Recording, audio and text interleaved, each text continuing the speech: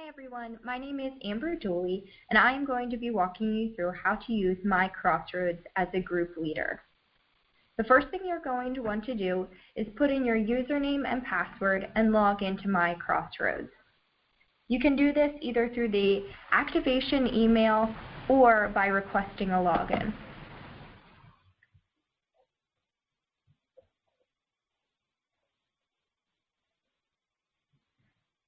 This is the home page of myCrossroads.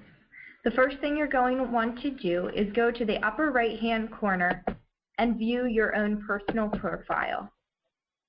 If this is the first time you are logging in, you're going to want to edit your profile as well as the profiles of your other family members. For instruction on how to do this, you can visit the myCrossroads user guide or video. As a group leader, you are going to be able to access the groups that you lead from several different areas. The first would be from the Involvement tab and Groups. You can scroll down and see the different groups where you have membership and where you are a leader. Jack Black is a leader of the Dooley Myers small group. The other place you can find your group is on the left-hand side under the Groups tab. All of your groups will be listed once you click the Groups button.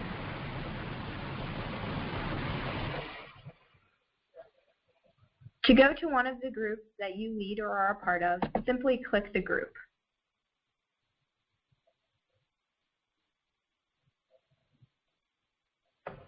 The Info tab of the Groups page shows the information of that group, as well as the group picture.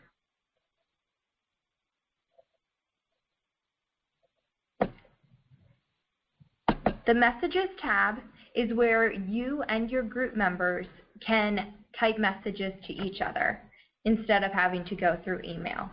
For example, if there is a prayer request that comes up in your group or a change in meeting time or place. The calendar is where you can post all your group's events. For example, your general meeting or special events such as Do Something Saturday. From this page, you can also record attendance. To record attendance, simply click on the meeting that has happened, click Manage Event,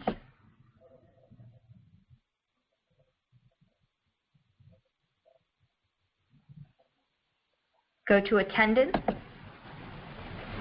and hit Record Attendance.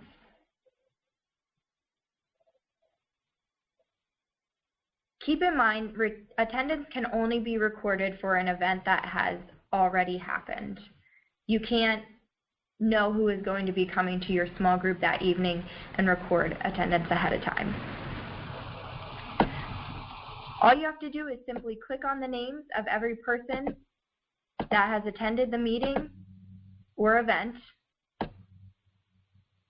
You can put in the discussion topic, any notes, praises, prayer requests, and info of new people, visitors, or people leaving the group.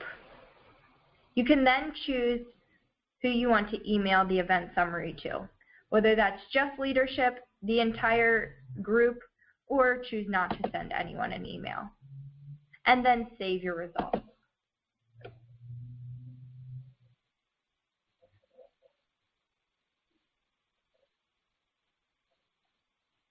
The other thing that you may want to take note of is the Rooms and Resources tab. This button on the right-hand side, Request Rooms and Resources, is where you can request to use a room at Crossroads or any resources such as a TV.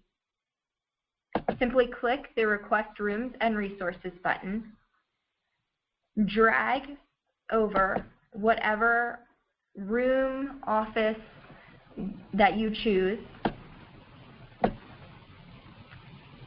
and then you can put in any setup notes, such as the number of chairs.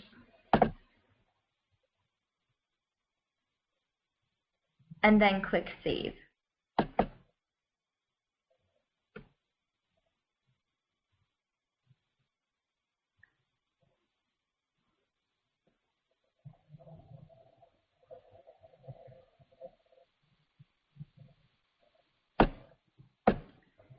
Now, if you go back to the group, instead of just this event, you can continue exploring the different things you can do through your group's profile. The next tab is the Files tab. Here you can upload any videos or worksheets you may have gone over in your small group or whatever group you are a part of. You can also post any needs. For example, I can hit a new need because a member of our small group has had a baby. Mrs. Black meals.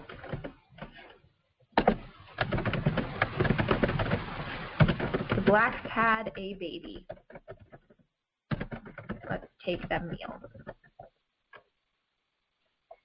You can choose who the coordinator is.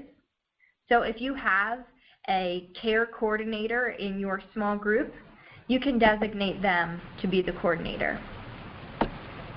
You can put in the Black's address so that people know where to take those meals. And then I can put in each of the meals, whether that's specific,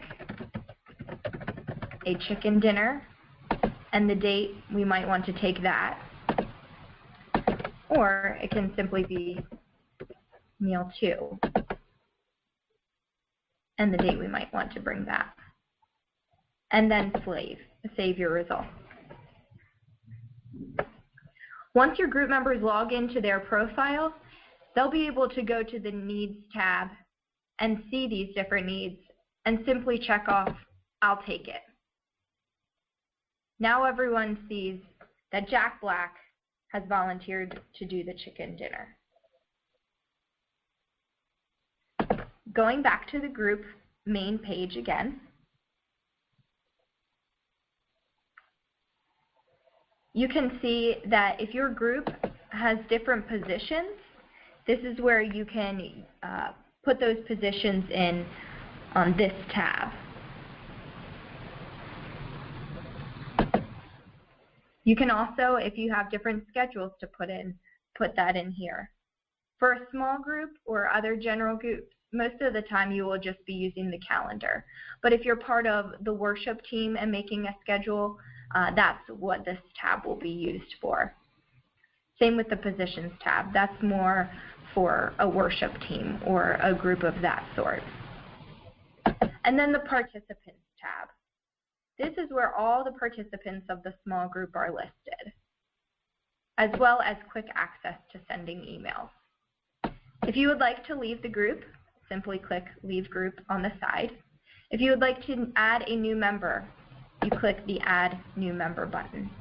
And you can search people, or you can, if you know the specific name of the person, do that by clicking here.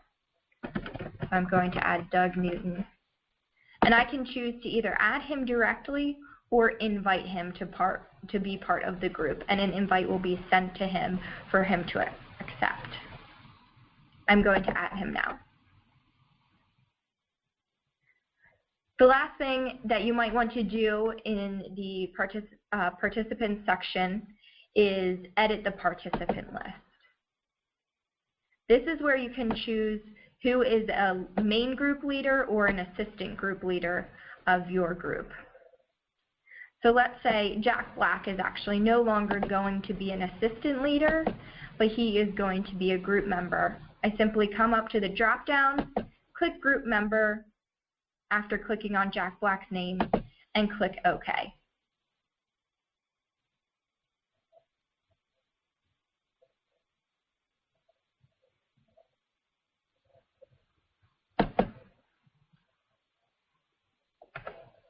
That's about all that you need to know as a group leader. If you have any additional questions or would like to learn how to use myCrossroads maybe a little bit more in depth, you can contact myself or Ann Crowley or any of the other staff at Crossroads by calling 443-487-4002. Thank you all for listening.